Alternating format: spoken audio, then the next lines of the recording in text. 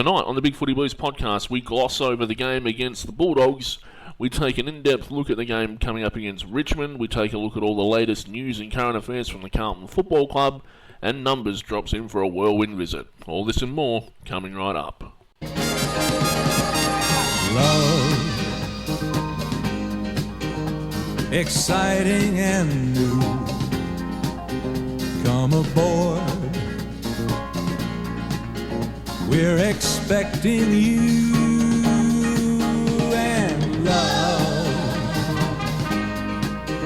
life's sweetest reward. Let it flow. It floats back to you. Love boat. Soon we'll be making another run. The love boat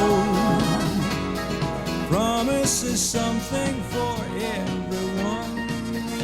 Ladies and gentlemen, welcome to this, the 20th episode of the Bigfooty Blues podcast. That's right, 20 episodes. I am, of course, the Wookie, or as some people know me, as Nookie. And coming to us live tonight is the man whose wife knows me as Nookie, ODN. ODN, how are you? Previously living in domestic bliss. And I can't help it. And Happy Dude, good evening. Good evening. And joining us again is Devoid of Caring. Winning.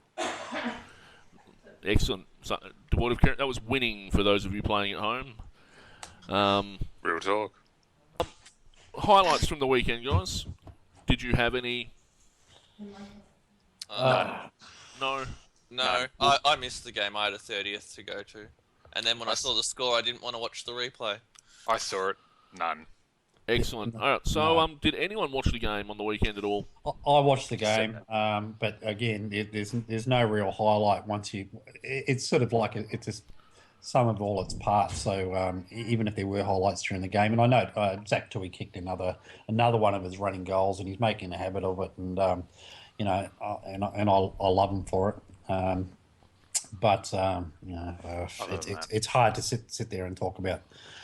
Not going to be down this week. I reckon we've got we can put a positive slant on some things, but there was no real highlight football-wise from our point of view.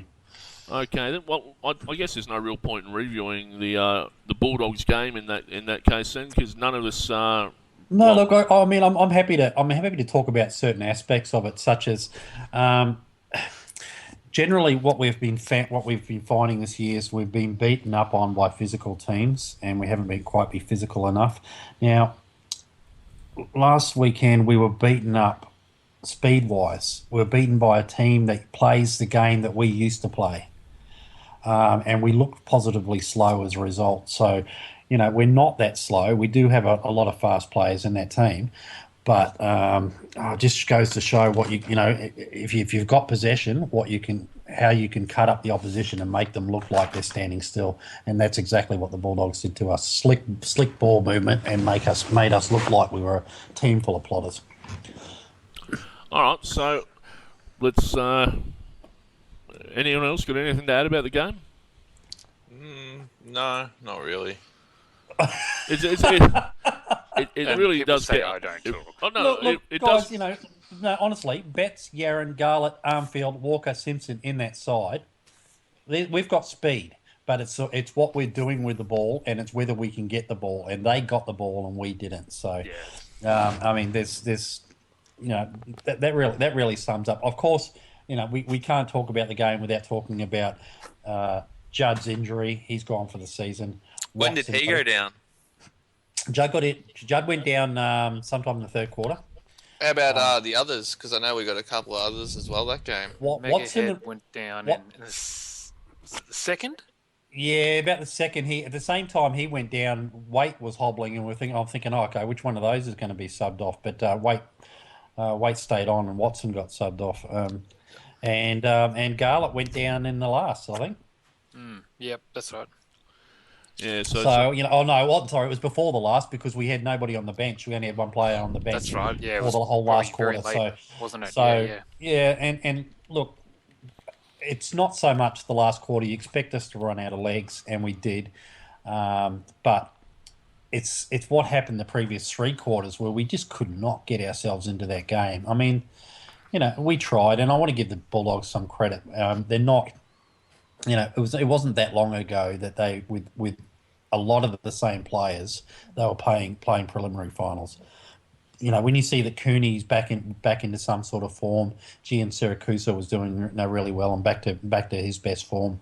The likes of the likes of Boyd and Liberatore's actually come on, great guns. Griffin's a gun. So it's still Murphy was still solid. Dale Morris was solid.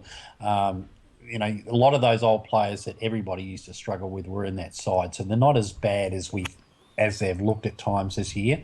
So in a funny way, it's a positive for us because it's not like we got beaten by a rabble. We got beaten by a team that's actually got a solid blend of veterans and youngsters coming through, and they're playing for each other, and they're playing a decent game plan. No, any other comments about the game on the weekend? I'd like to ask ODN what he thought about the commentary. If you can remember any of it, because yeah, no, I switched off of I wasn't paying attention to the commentary. It was very biased in the Bulldogs' favour, but most games this year are biased against Carlton. We don't get much. I just thought it was a lot worse than normal. I've seen some shockers this year. I mean, yeah, it's true. But I can't remember who the commentators were offhand actually. Oh well, Kingy's a Richmond lover, and he's really down on us, but in a funny way. He's been down on us the last couple of weeks, and he's put out he's done some analysis. But when we're playing like that, I actually don't mind the media ripping into us. It actually feels like something. It feels like something's going to be done if we're getting that much attention. You can't. There's nowhere to run, nowhere to hide, and I wanted to see what the players' responses would be to it. So, okay. Any other questions, guys? We're going to move on and talk about a few positive things that have developed over the last week. Mm-hmm. And Matthew Watson has signed for the Blues until 2016. So another one. Well done, Matty Watson. Another one is firmed up, so well done to him. Carlton have confirmed, Chris Judd has confirmed he'll play on next season. So good news for those who think that. Didn't commit to 2015 though, did he? And while he was confirming, he was also saying that we are a mediocre side. That's true, but he did confirm for next year, and I think we all acknowledge that we were a little bit mediocre. Yeah. But just hearing one of our players say it. There's that whole you can't run, you can't hide from it sort of thing that we're getting from the media as well. At least he's admitting it. I got the sense that in those words that he's pissed off. He's sick of doing the work. He wants other people to jump up and do the work, and I reckon he's pointing at a few teammates, and only they'll know who it is. But I reckon he's just thinking, look, I want a bunch of professionals around me because I'm running out of time here. Okay, yeah, and Carlton has also signed Ciaran Byrne, or I'm not sure how to pronounce that, but from Ireland as an international rookie for the next 2 seasons. Yeah, Kieran. So we've got another one. And that's really all the major news coming up, other than, and Odian and I talked about this last night on the podcast, on the Mainboard podcast, but Tony Liberatore regurgitating his tanking allegations. We heard from Odian last night, but Happy Dude, and Doc, how are you feeling about Tony Liberatore? Well, he's pretty much I don't know if I should say this on the podcast, he's a dickhead. He's just a flat-out dickhead. No, I guess that's a fairly fair summary of what most of us are thinking about that, I think. Yeah, like, as ODN pointed out in one of the threads on the board, it's very scarce evidence of, a whole plan to set out to tank specifically. Yep. At that point in time. And, if the mantra at the club amongst the coaches was, it's probably better for us if we don't win, that's completely different to let's go out and lose this game. Yeah. Well, I don't even think it was that. There was nothing said amongst the coaches, and even Liberatore, he admitted that. So, I mean, I don't mind the notion that we could have tanked, and we certainly had motive, and we certainly had opportunity, but. Like I've been saying to Melbourne supporters, you think we should go down in a ditch with them. If we tanked, we did it a hell of a lot more subtly, and we didn't leave a trail, because none of the stuff that Liberatore has come up with, none of it can all be dispelled, can all be debunked pretty quickly. So come up with some fresh stuff, or shut the hell up. Yeah, So we're the Essendon of tanking with the whole cover-up situation. perhaps. But there's this. We've literally got one or two people and no corroborating evidence where other people had a little bit more to go on, I think. So, anyway, I just wanted to run that past you guys before we move on to the preview for this week. I had no idea what we were talking about. That's okay. That's okay. That's right. You never do. Neither did No. Tony Liberatore. So, Of Yeah, course you that's did. right. Hey, That's high all five right. all around, people. and Kicking that point. all That's right. all I'll remember him for. We're going to keep it kicking along because, ODN has better things to do tonight. So, You think I got some saving his marriage, making up to apparently, do? that's going to be one of them. I think Nookie's just trying to get ODM back to work so he can make advances on his wife. Well, there'll be poems and flowers and songs and all sorts of things coming now. What's that sound? What's that sound? Better coming out of your wallet than mine. It sounds like there's pennies dropping. Here we go. All right, so Carlton, we got Richmond this weekend, and there's some big changes that have been made to the side this week. Some forced through injury, and some less forced through omissions. And just going to run through those very quickly for you. For the outs, Judd is out with a knee. Sam Rowe has been omitted. Jeff Garlett has been dropped with a glute injury. Karshia has been dropped as well. And Matthew Watson is out with a foot injury. The players coming in, Levi Casbolt is back in for the first time in a couple of rounds. Mitch Robinson is returning. Andrew McInnes has been named. And Tom Bell is back in the side for the first time since, round 6 or 7. And for those of you who have been eagerly awaiting, and some of you even who doubted his existence, Nick Graham has been named to debut on the interchange bench. Woohoo! So, Yeah. Bring it on. Come on. it's confirmed on Carlton Twitter that he'll be making his debut for Carlton. He's been named on the bench. Which means he'll be Along with Dennis Armfield, Troy Menzel, and Jared Waite, who has also been named on the interchange. Robbie Warnock named in the ruck there, so no Cruiser back this week. A very interesting backline with Michael Jamison and Lockie Henderson, and Andrew Walker named at centre half forward. So I doubt that'll be the lineup, but anyway. Yeah. Yeah, well, how many times did Armfield actually line up at centre half back? Thoughts on the selection process, guys? Like it. I mean, aside from some of the outs through injury, and we're certainly going to miss Juddy, and we're going to miss Garlett, particularly. I'm not too worried about the other three. Casbolt, Robinson, and Bell in gives us mongrel. Now, what we've been missing is manic attack, right? And these guys, they might not be the fastest, but they're not negative. They're not. Robinson and Bell aren't taggers. They're strong-bodied mids who'll go in hard and try to win their own ball, and they'll have manic attack on the ball. Casbolt's got a lot of mongrel in him, and he'll collect bodies along the way. So I kind of like the fact that we're going more physical. It's not like we've got a whole lot of class and speed left in the VFL to bring in. So this is the way to do it. If we think, okay, this is our last stand, we're going to hit him, and we're going to hit him hard. We've got exactly the right players in to do it, and I'm really happy about it. I'll come back with some more points, but let the other guys have a few thoughts. Yeah, happy dude. What are your thoughts on this? I'm pretty happy with the ins. Good to see Tommy Bell come back in, and Graham get his call up to have a nice shot. This is probably the first time in a while that I can remember going into a game against Richmond where I'm not confident of a win, and it's a very odd feeling. But I do like the way that we can have Brock McLean try and kick it to Casbolt to get in the goal square to somehow bounce through a goal to beat them. Yeah, Doc, your thoughts on Selection? Yep.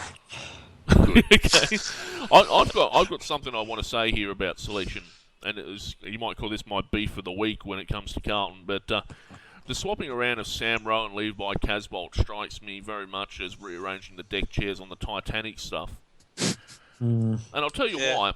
Rowe doesn't get enough with a footy, for my liking. He doesn't get enough of it, but he can kick. On the other hand, Casbolt can get plenty of the footy, but cannot kick over a jam tin.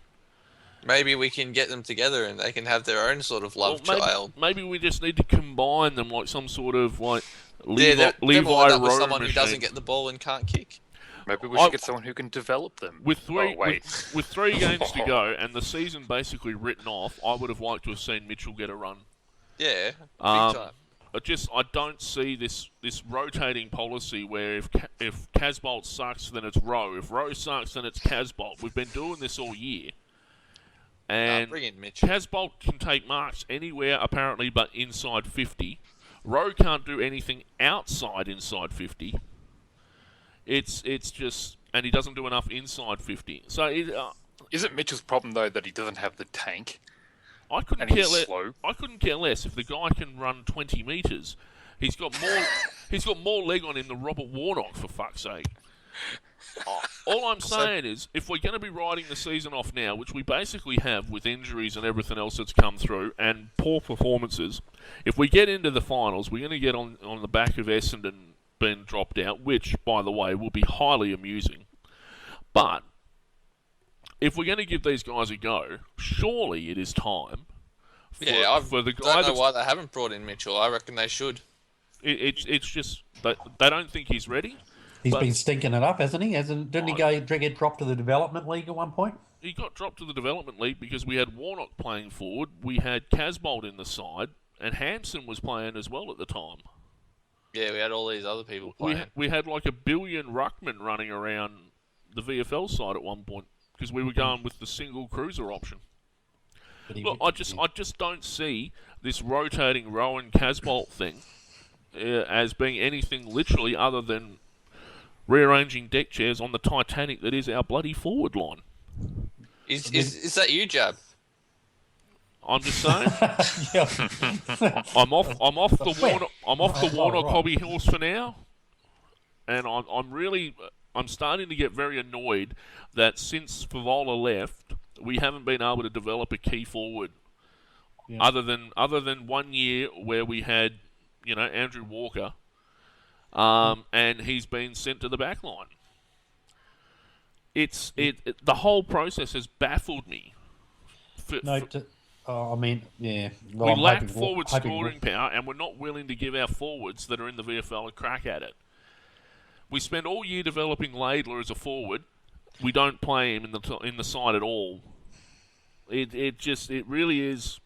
He's not a big forward, though, is he? Yeah, but neither's Watson's not being played as a forward at all, and he still gets rotated there in the seniors. If we can do that, we can play Rowe, who had chemo all last year and barely hasn't really been spectacular in the reserves all year, is getting games. You've got Casbolt, who does occasional good things, but isn't a spectacular forward in the VFL either. These guys are all getting games. The one forward we actually do have, who is actually a forward, mind you, in Mitchell, cannot get a game as a forward at Carlton. It is baffling. Anyway. Is that a reflection on our selectors or developers, or is it a reflection on Mitchell himself? It is a reflection on our recruiters, our developers, our forward coaches. It is a reflection on the whole process at Carlton. I've said enough. I don't want to be too negative. This game will be played at 1:45 on Saturday, so Saturday afternoon football for Carlton. The game is between 6th and 9th positions, although there is a world of games difference between the two sides. This game, where is my spectacular review from the forums? Let me find it. On form, Richmond have won 4 of their last 5, and Carlton have lost the last 2, but won 3 of their last 5 as well. In the last 5 matches against Richmond, it's Carlton 4, Richmond 1, but Richmond have never been in a better position than they are now. Everyone say hello to Numbers. who has just walked in. Say g'day, Numbers. Numbers! Oh, Numbers. Hello, people. How are you? Numbers. I did not expect him to sound like that. Yeah, I love playing Richmond, just because we nearly had them 10 times in a row there for a second, till we dropped that last game against them. But it feels odd going in as underdogs against them. Very odd. I don't know. I'm oddly confident about this game, and I've got no reason to be. Well, I know I'm not putting money on it this time. Are we using this stuff, or are we going to wait for him to come back? Who knows? So, Well, I guess we'll use it if he's... I don't want to waste all the good stuff. oh well, he's used it before, like when it was you and me. While he walked away. Yeah. He keeps recording. If it's shit, he'll just cut us out, and the almighty fist of God will come down. Yep. Just Fist of off the God! All right. Looking. Last time we met, there's been 8 changes to the side since then. So that makes for interesting reading. Out: Hampson, Garlett, Lucas, Dygan, Joseph, Cruiser, Judd, Carazzo. In Curnow, Scotland, McInnes, Graham, Menzel, Warnock, Waite, and Bell. So Waite wasn't playing last time. Based on those changes, it doesn't like when you first think about this game. After the injuries we copped last week and stuff, you think, oh shit, we're quite a depleted side. But when you list the changes like that, it's not like we're swapping out really good players for below par players. No, well, obviously Garlett, Cruiser, Judd, and Carazzo, the main outs. But Carazzo hasn't done anything all year. Even when he was in the side, he was terribly out of sorts. So you'd almost have him out anyway. Yeah, look, so Scotland and Waite in are big positives. I'm always feeling really good about McInnes in. I just don't think he doesn't put a foot wrong. Ruckman, interchanging Ruckman. Yeah, well, Warnock on his day can outperform Cruiser in the ruck, but he's just going to do nothing around the ground. I just feel good having the players like Menzel in there. Curnow's had a very good season. I probably should have spoken about Menzel's game against the Bulldogs. Actually, he was pretty good in that first half. From memory, wasn't too bad. Look, I think a lot hinges on Jared Waite. I think it does too. Actually, he did nothing. He did nothing last week. Definitely didn't. Whether he was just out of he hadn't had much match practice. He was out for a little while, and but if he can get back into form with his leading and his marking. Richmond with Rance and Chaplin back there are pretty decent, but geez, Waite and Henderson up forward, as long as Jamison can hold Rewalt, because if he can't, Henderson has to come back. And with Watson out, that's a bit annoying, because we could have left Watson forward, put Henderson down back, and have Watson try and kick it long with Rance taking Could McInnes hold him? McInnes... I'd say if we have to, give him the job early on, and if he starts to get beaten, swap him out. Yeah, I'm worried about Jamo and getting these jobs. I just think he's his second half of the season hasn't been good, and whether he's playing with niggles, I think he's playing with a lot of niggles. Well, I mean, it's hard to tell with Jamo because it is very hard because you do see him get hit. It's like a superstitious thing with him. In the first contest of every game, he has to actually clutch at his shoulder or something to give us a bit of a scare. I'm just waiting for a roll of tape to run out, with the number 40 Guernsey on. Yeah, he's just getting that much body tape on him.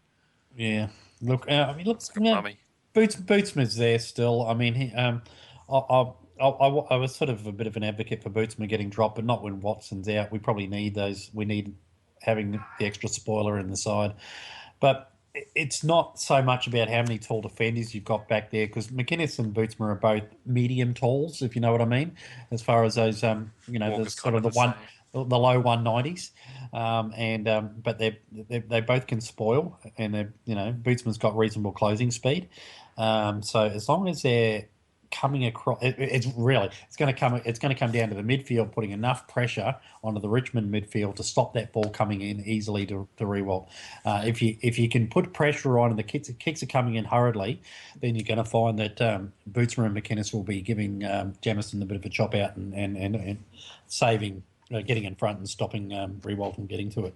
Yeah, another thing with Richmond's form year after year is they seem to beat teams they shouldn't and then lose to teams they should beat. Yeah, I mean, let's not forget we do lift against Richmond. Even when they sort of were carving us up in the second quarter of the first game, we came back in that last quarter because, we do get in their heads a little bit and they almost let us back in. Let's just hope that didn't break the hoodoo for them. Oh, actually getting the points against us. Yeah, I mean they're a lot more confident. And they're not as fragile as they have been. So they'll I expect that they're not going to have that sort of mental fragility against us. But and if it's a close game, they're gonna remember that we do get in their heads. And I think I'm looking forward to Bell and Robinson. And the likes in that midfield. All they can do, they're not gonna outskill the Richmond side. They're not going to outrun the Richmond side, but they can hurt them. And we need to hurt them. We need to hurt them early and get in their heads that way.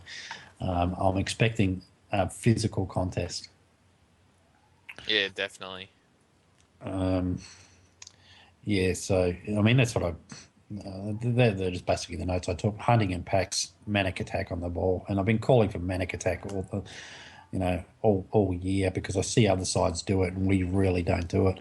I see Simpson and Yaron have been named on the wings. I hope they line up that way. I don't want to see Simpson back in defence, wasted back there. He's been desperate and he's saved us a number of times, but it doesn't enable us to attack and break lines, and we need that. So, I'm really hoping. Where does Gibbsy play? Well, he's named the halfback. I don't know. I think if you're going to bring Simpson forward and not going to play Yaron back to get some run there, maybe you need the general down back because we are under strength. So this might be a horses for courses situation. I don't think he's been doing much in contested. He really hasn't been. The clearance player he started out being at the start of the year. So you might as well go back and play as that general off the half-back line. Bearing in mind that McInnes and Bootsma are back there and we are a little bit inexperienced back there at the moment. The stats, statistically, disposal-wise, Richmond are better than us. Clearances, we're better than Richmond. Inside 50s, we're better than Richmond, believe it or not. Contested possessions, well, we're always better than most of the teams we play. Tackles, again, 64 to 57. Hit-outs, we're better.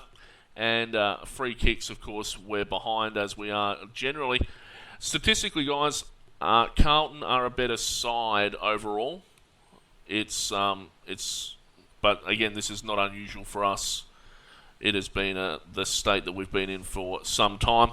On stats, I think there's about 18 of the 20-odd categories that we're better than Richmond in. Richmond are only better than us in disposals, uncontested possessions, efficiency, marks in general, and centre clearances. Actually, so the ones that matter. They're behind centre clearances. They're behind us as well. I've actually tagged that wrong, but uncontested possession and efficiency is the one where they'll get us. Again, like most teams, if they get outside of us, we're screwed because we only play one way, and a lack of defence will kill us like it usually does. Yep. And that's been the story all year. We're very good up close, but if they get outside, we're screwed.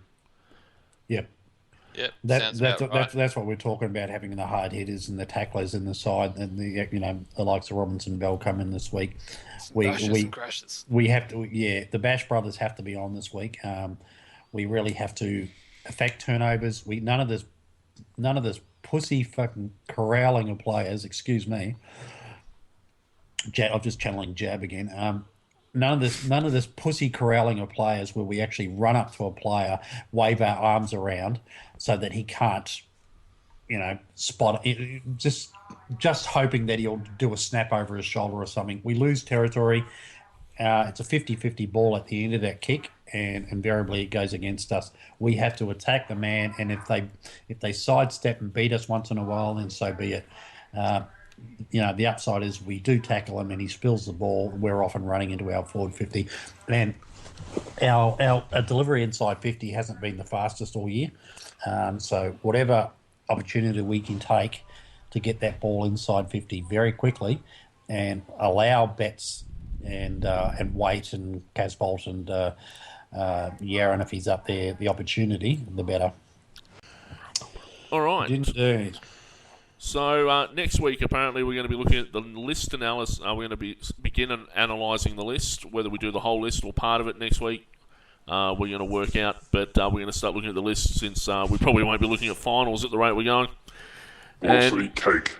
And we might also start looking at what's coming up in the draft and things as well. Since we have an expert who actually goes to these local games. We were trying to lift the mood a little bit this week because we've been a bit down with some of the losses. But just on a positive note, again, when we start losing, the comparison from Malthouse to Ratton starts raising its ugly head again. We can't change what's been done. We can only but we shouldn't be as reactive. I find, in my view, Ratton did build the list that is underperforming. So whether it's Ratton's building of the list or the development of the list under Ratton, that seems to be our issue. So I don't want to be throwing the baby out with the bathwater and saying, okay, Mick should have had us in the top 4 or had us in the finals this year. I think there's a lot of this list analysis we do.